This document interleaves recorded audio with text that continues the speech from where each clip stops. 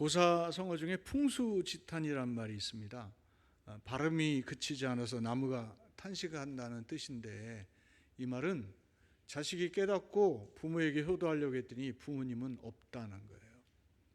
어떻게 보면 불효자는 옵니다 라는 그 노래도 있고 그런 말들이 있죠. 여기서 우리가 기억할 게 있습니다. 우리의 인생에는 꼭 정해진 시기에 해야 할 때에 하지 않으면 뒤에 가서는 할 수 없는 일들이 있다는 거예요. 부모도 그렇습니다. 살아있을 때 효도할 수 있는 거지 돌아가시고 나면 아무리 후회해봐야 소용이 없습니다.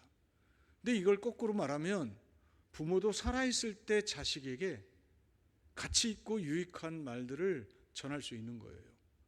만약에 부모가 떠나고 나면 자식에게 아무리 무슨 말을 할 수 있습니까? 못하는 거예요. 그래서 여러분, 살아있을 때, 그리고 뭔가 자녀가 그래도 엄마 아빠를 찾아오고 엄마 아빠의 귀 기울일 때 우리는 중요한 것을 자녀에게 가르칠 수 있어야 된다는 거예요. 오늘 본문의 말씀은요, 어떻게 보면 모세가 하나님의 명령을 받고 이스라엘 백성을 출애굽하는 큰 일을 하죠. 근데 이제 마지막 단계에 이르는 겁니다. 두 가지의 마지막입니다. 하나는 모세가 죽음 직전에 있습니다. 그리고 모세의 죽음과 함께 이 백성들은 약속의 땅으로 넘어가는, 즉 광야 생활의 마지막 때입니다. 그래서 오늘 본문 32장은 바로 그 마지막 시점에 모세가 하나님 앞에 노래합니다. 찬양합니다. 그리고 오늘 본문의 말씀은 그 찬양의 내용을 통해서 교훈합니다. 마치 우리가 마지막에 자식에게 유언하듯이 모세가 유언하는 겁니다.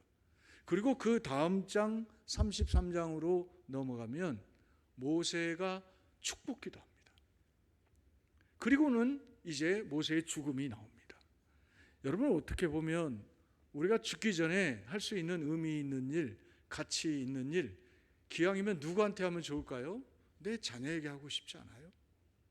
그래서 여러분, 우리는 무엇인가 중요한 것들을 자식에게 물려주기를 원하지만 진짜 중요한 게 뭐냐 이거예요. 우리가 이것을 알고 정말 자식들에게 내가 충분히 했다고 한다면 우리가 하나님 나라 가는데 가벼울 거예요.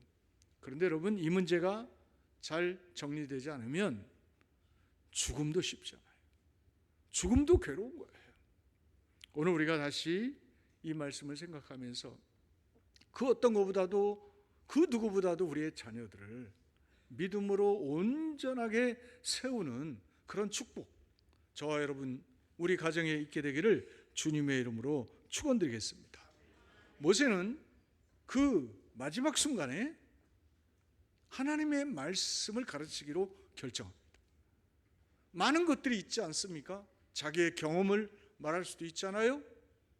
자기가 알고 있는 어떤 세상의 처세술을 말할 수도 있잖아요. 그런데 모세는 이스라엘 백성들 앞에 하나님 말씀을 다시 한번 재해석해 주는 거예요. 이게 신명기서예요. 다른 어떤 것보다도 하나님의 말씀이 중요하다는 거예요. 사랑하는 성도 여러분, 오늘 우리가 하나님의 말씀을 우리의 마음에 둘 때 그 말씀이 우리의 마음에서 살아 움직이는 거거든요. 왜요? 하나님 말씀은 살아있고 운동력이 있다라고 그랬어요. 하나님의 말씀은 가만히 있지 않아요. 우리의 마음에 들어와서 움직인단 말이에요. 마치 누룩이 그 밀가루를 부풀리는 것처럼 하나님의 말씀이 들어오면 말씀이 생명이기 때문에 그 말씀이 우리 안에서 때로는 혼내기도 하고요, 때로는 위로하고 격려하면서 우리가 어떻게 해요? 하나님이 원하시는 방향으로 가도록 우리를 이끌어간단 말이에요. 그런데 문제는 이 말씀이 오늘 우리에게 살아 움직이는 말씀이어야 되는데 성경책만 있어요. 성경책만 들고 다니면 뭐예요? 설교 시간에 설교만 들으면 뭐예요? 그 말씀이 내 마음에 있어야 되고, 내 마음에 있는 말씀이 나를 움직이고, 그 말씀이 나를 통해서 나와 소중한 관계에 있는 우리의 자녀들에게도 흘러가서 우리 자녀들도 엄마 아빠처럼 하나님의 말씀을 마음에 두고 그 그 말씀을 따라 살아가게 해야 되지 않겠습니까? 오늘 기억하십시오. 돈으로도 살아야 합니다. 경제를 알아야죠. 인간관계 잘해야 됩니다. 나중에는 그것이 정치가 될 수도 있고요, 그것이 경영이 될 수도 있습니다. 근데 여러분, 사랑관계는 잘하면서 하나님과의 관계가 막혀버리면 어찌 그를 하나님이 쓸 수 있겠습니까? 분명한 것은 무엇입니까? 유대인들의 교육은 다른 게 아닙니다. 정치를 해도 하나님 안에서 해라, 장사를 해도 하나님 안에서 해라, 친구를 사귀어도 하나님 안에서 사귀어라. 무슨 이야기입니까? 말씀 안에서 형통한 삶을 살도록 가르치는 거예요. 오늘 우리가 그런 가정을 세우는, 그런 자녀를 세우는 저와 여러분 되기를 다시 한번 주님의 이름으로 축원드립니다. 오늘 45절 말씀을 보면 모세가 이 모든 말씀을 누구에게요? 온 이스라엘에게 말하기를 마쳤다 그랬어요. 여러분, 여기서 모세가 말했다는 거예요. 침묵한 게 아니고요, 말했다는 거예요. 뭘요? 하나님의 모든 말씀을 다 말했다는 거예요. 그들이 거절할 수도 있잖아요. 에이, 요즘 그러잖아요. 에? 꼰대, 아빠를 꼰대라고 하잖아요. 고리타분하다 이거잖아요. 지금 시대가 언젠데 뭐. 아버지 그만해요. 근데 여러분, 앞에서는 안 하는데 지 친구들한테 가서는 그러잖아요. 우리 꼰대가. 여러분 생각해 보시라고요. 이게 얼마나 불통입니까? 근데 여러분, 오늘 모세는요, 듣든지 안 듣든지 중요하기 때문에 뭐예요? 온 이스라엘에게 듣도록 그 노익장 죽음 직전에 있는데 온 열정을 다 쏟아서 말한 거예요. 여러분, 이 말할 수 있다는 게 얼마나 큰 축복이에요. 무엇보다도 하나님의 말씀을 온 민족, 온 자녀들에게 말할 수 있다는 게 축복 아니에요?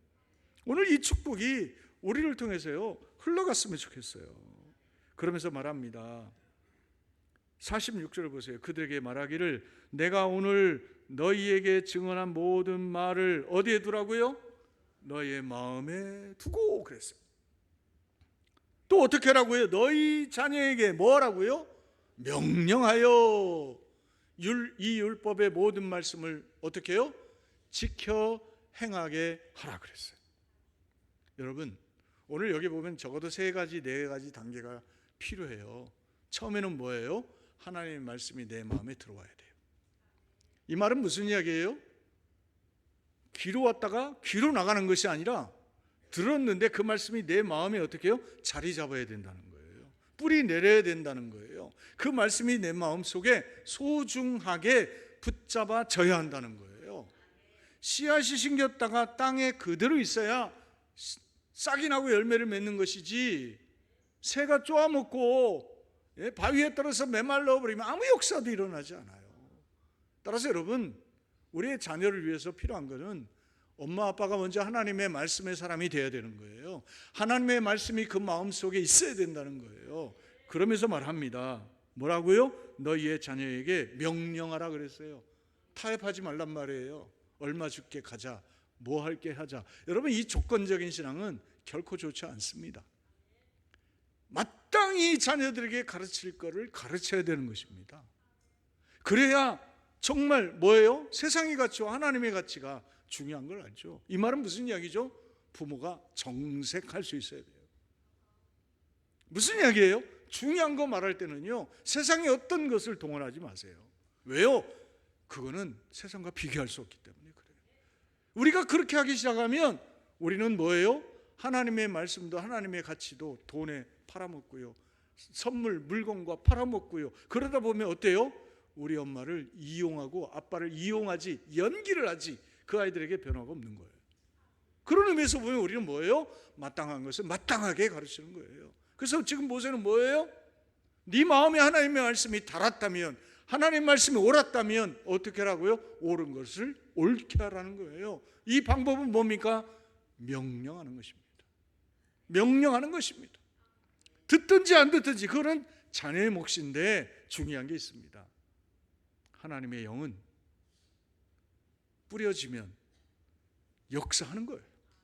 그래서 여러분, 콩나물에 물을 주면 다 빠져서 아무것도 없는 것 같지만 나중에 보면 콩나물이 자라는 것처럼 우리가 말하고 반복해서 말하면 뭐예요? 안 들어요?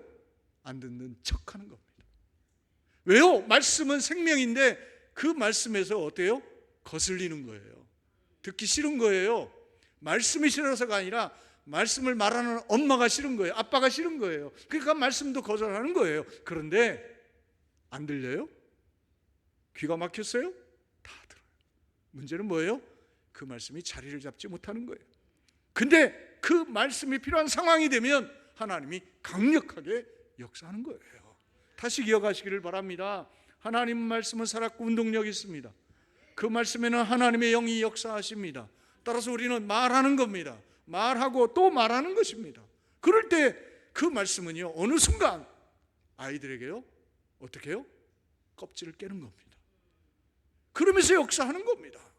근데 아무 말도 하지 않는다면 듣지 못하는데 어떻게 깨달을 수가 있어요? 실제로 역사를 보면 나중에 엄마 말이 생각나고 아빠 말이 생각나서 회심한 경우가 많아요. 아, 이게 그때 엄마가 하던 말씀이구나. 그럴 때 그 말씀이 어떻게 해요? 30배, 60배, 100배로 충격으로 오는 거예요. 심기를 바랍니다.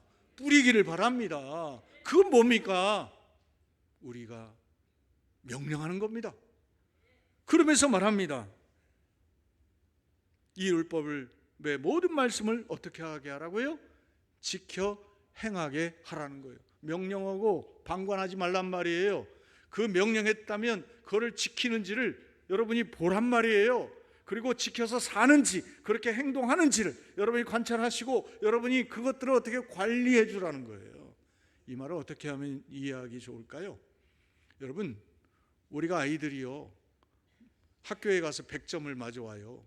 그러면 너무 잘했다고 뭐 사줄까 그래요. 네. 근데 그때 쉽게 이야기하면 엄마 나 피자헛 피자 먹고 싶어. 야, 피자헛은 아니고 오구 피자 먹자.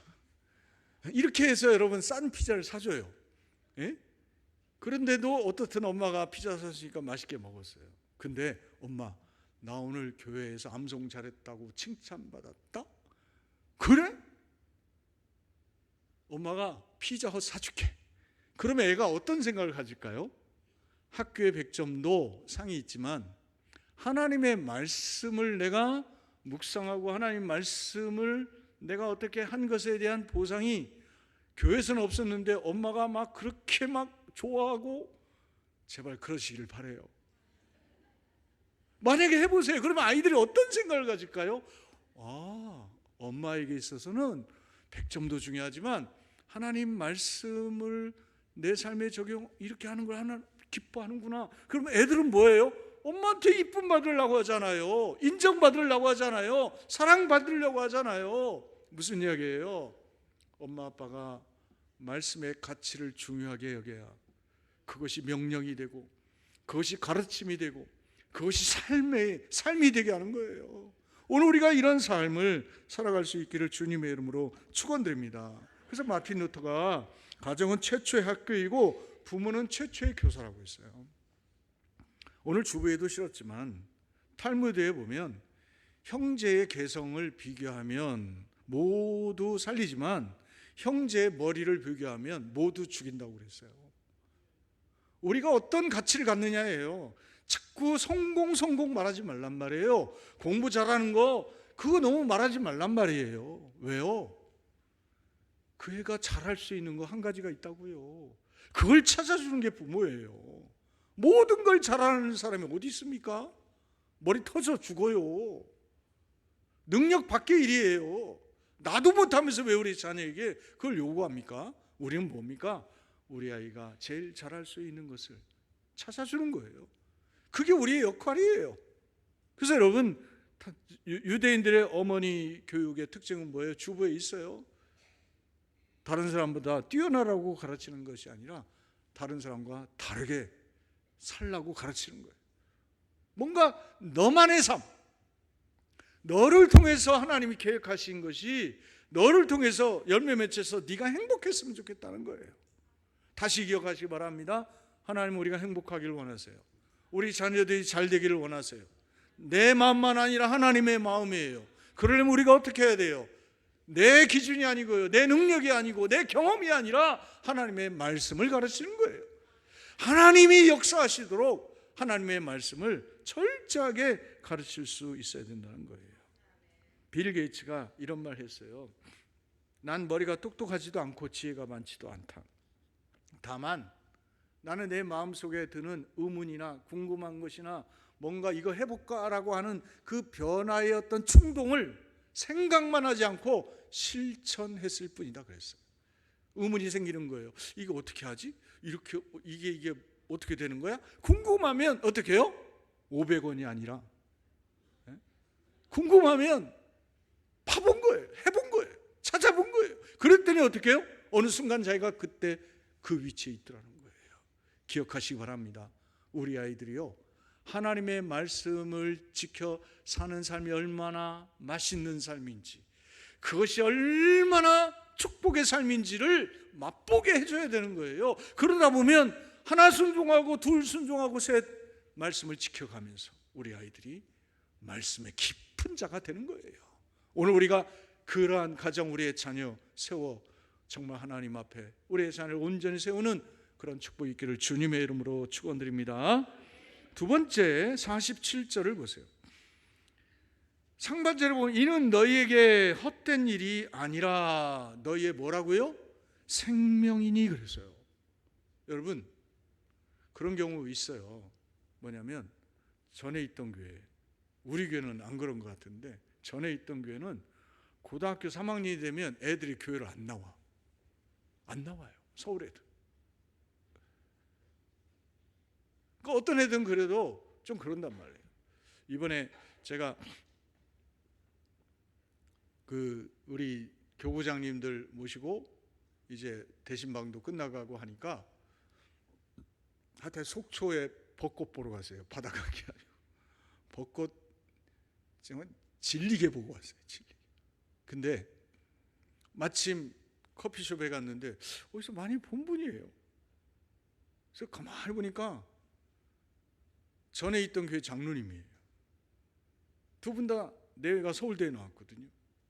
그리고 사업을 하시던 분이에요. 근데 제가 오고 나서 딱 60이 되고 러시아인가 어디로 선교사로 갔다 이야기를 들었어요. 근데 와 계신 거예요. 근데 내가 가만히 생각해 보니까 이분의 아들이 딱 생각나는 거예요. 근데 그분의 아들도 서울대를 갔거든요. 근데 얘는 신기한 애예요. 왜냐하면 고등학교 3학년 때도요, 찬양인도 다 하고요. 하여간에 토요일 날인데도 교회에 막 동해 번쩍 새 번쩍이에요. 그래서 쟤는 어떻게 되려나. 근데 나중에 보니까 서울대 그것도 좀 좋은 과를 가더라고요. 그리고 나서 궁금해서 물어봤어요. 어떻게 됐냐고. 그랬더니 유학까지 다 갔다 와서 목사 됐대요. 서울대 안 나오고. 그러니까 지금 섭섭해 하잖아요. 서울대 나와서 목사 됐다고. 근데 여러분, 오늘 우리가 중요한 게 있어요. 성공만이 답이 아니에요. 그 아이를 통해서 하시고자 하는 하나님의 발전이 있어야 되는 거거든요. 근데 뭐예요 그게? 내가 하고 싶은 일을 하는 게 행복 아니에요? 내가 기쁜 일을 하는 게 행복 아니에요? 근데 오늘 성경에 보면 말하잖아요. 네가 하나님의 말씀을 가르치고 양육하는 건 헛된 것이 아니라는 거예요. 우리가 하나님의 말씀이 그들에게 임했을 때, 그게 꽃이 필 때 정치라는 꽃으로 필 수도 있고, 쉽게 말하면 경제로 꽃을 필 수도 있고, 문화의 꽃을 필 수도 있고, 목사로서의 꽃을 필 수도 있는 거예요. 여러분, 문제는 뭐예요? 그 아이가 행복하면 되는 거예요. 근데 우리는요, 엄마의 행복을 자녀들에게 강요해요. 판사가 돼야만 행복하고, 검사가 돼야만 행복하고, 돈 많이 벌어야만 행복한 것처럼 생각하는데 여러분 그렇지 않잖아요. 먹고 사는 거 똑같지 않나요? 다시 기억하시기 바라요. 우리 아이들, 우리의 손주들에게 우리는 뭐를 가르쳐야 됩니까? 살리는 하나님의 말씀을 가르쳐야 되는 거예요. 그게 생명이라는 거예요. 그러면 애들이 어떻게 됩니까? 만약에 정치하다가 위기가 와요. 그렇지 않겠어요? 죽고 싶은 마음이 생길 때 있지 않겠어요? 여러분, 사업하다가 망하면 또 어떻게 그러지 않겠습니까? 인기를 누리다가 떨어지면 그러지 않겠습니까? 그런데 여러분, 인기만 바라보고 돈만 바라보고 어떻게 보면 성공만 바라보고 가던 사람이 딱 브레이크 밟히면 죽고 싶어요. 그런데 그 안에 하나님 말씀이 있으면 뭡니까? 위기 속에서 하나님 말씀이 살아 움직이는 거예요. 힘을 내라, 일어나라, 내가 너와 함께한다, 내가 너를 돕는다. 그러면서 어떻게 해요? 다시 한번 일어나서 더 성숙한 전문가가 되고 인생을 살게 되는 거거든요. 따라서 여러분, 부모가 할 수 없는 일을 하나님의 말씀이 하는 겁니다. 이것을 자녀들에게 심어줘야 되는 겁니다. 다시 이어가시기 바랍니다. 하나님의 말씀이 우리 아이들을 살리는 겁니다. 하나님의 말씀이 우리 아이들에게 생명입니다. 따라서 신앙교육은 헛된 것이 아닙니다. 결코 그것은 우리의 힘으로 할 수 없는 하나님의 능력의 통로가 되는 거예요. 오늘 우리가 다시 한번 이 신앙으로 우리의 자녀들을 세워가기를 주님의 이름으로 축원드립니다. 마지막 47절 하반절에 보면 이 일로 말미암아 너희가 요단을 건너가 차지할 그 땅에서 어떻게 될 거라고요? 너희의 날이 장구하리라. 여러분, 무슨 이야기죠? 복권 당첨된 사람이요, 그 복권 당첨된 돈으로 2배, 3배 늘려가면 얼마나 좋겠어요. 근데 복권 당첨된 사람의 공통적인 특징은 쫄딱 망한대요. 대부분이. 그리고 또 복권 당첨돼 가지고 이혼율이 급증한대요. 자살하는 사람도 많고. 왜요? 없었을 때는 그냥 작은 것에 행복을 느꼈는데 상상할 수 없고 자기가 감당할 수 없는 돈이 생기니까 흥청망청 쓰다가 결국 어떻게 해요? 허파만 커져가고 바람만 잔뜩 들어가가지고. 그래서 여러분, 이런 거 있잖아요. 망하면 다시 밑바닥에서 시작하는 사람이 있는가 하면 망하면 그냥 서울역에 가 있는 사람들이 있어요. 이게 왜 그래요? 이게 왜 그래요? 그 안에요, 다양한 상황에 대한 면역력이 없어요. 에너지가 없어요. 그를 이끌어주고 그들을 살려주고 그들을 정말 어떻게 하면 다시 한번 도전할 수 있는 용기와 잡력을 줄 수 있는 무엇이 없는 겁니다. 근데 오늘 성경은 이야기하는 겁니다. 성공하든 실패하든 너만 아니라 너의 자녀 손에 이르기까지 하나님이 주신 이 축복이 어떻게 해요? 빼앗기지 않고 장구할 것이라고 이야기하는 겁니다. 다시 이야기합니다. 하나님의 말씀은 영원합니다. 따라서 그 말씀은 아버지, 할아버지에서부터 내 자녀, 내 손주의 손주에 이르기까지 그 말씀은 능력입니다. 생명입니다. 따라서 여러분, 내가 한번 이 말씀을 우리의 자녀에게 심어 놓으면 그 말씀은 우리의 가족을 살려내는 말씀이 되는 겁니다. 따라서 우리는 이 말씀을 붙잡기를 바랍니다. 이 말씀으로 우리의 자녀들을 세워가는 정말 중요한 삶을 사시는 저와 여러분 되기를 주님의 이름으로 축원드립니다. 아인슈타인이 이런 말을 했어요. 성공한 사람이 되려 하기보다는 가치 있는 사람이 되려고 노력해라.